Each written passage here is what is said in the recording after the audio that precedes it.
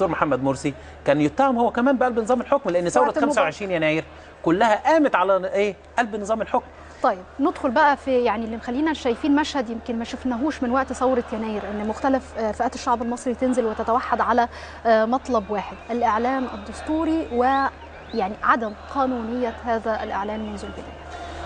خلينا برضو نأكد للسادة المشاهدين ان احنا القوى السياسية كانت متفقة ان الاحداث الفعلية للاحتشاد مراعاة اللي في ناس كتير بتشتغل هيكون ابتداء من الساعة 4. يعني انا عاوز اقول للناس كلها اللي هم عارفين ان بداية من الساعة 4 هيبتدي الاحتشاد الحقيقي.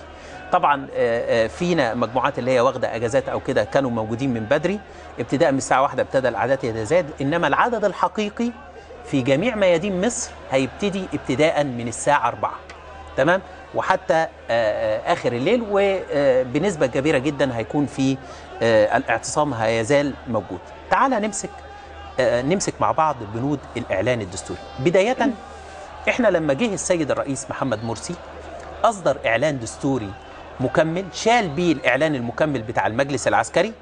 قلنا هذا من حق السيد الرئيس. ليه؟ لان لا يمكن ان يكون للسلطه التنفيذيه راسين، يبقى فيه راس واحده فقط، وامر طبيعي جدا ان المجلس العسكري هو جزء من السلطه التنفيذيه.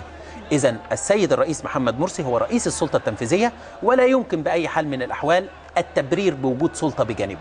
فقلنا من حقه ان هو يشيل الاعلان المكمل، ومحدش عمل زي ما حصل النهارده في حشود وناس اعترضت. طبعا في بعض الناس اعترضت، وده امر طبيعي في اي قرار في الدنيا هتلاقي ولو 1% بيعترض، لكن انا بتكلم على الصفه الغالبه. احنا كحزب وفد رحبنا وقلنا ان مفيش مشكله، ان طبعا السيد الرئيس محمد مرسي هو من ينفرد بالمشهد في رئاسه السلطه التنفيذيه، ولكن اليوم في الاعلان اللي هو المكمل اللي اصدره السيد الرئيس محمد مرسي هو اعلان ليس اعلانا دستوريا. وفق وجهه نظري انا القانونيه كاستاذ القانون الدستوري واساتذه كثيرين قالوا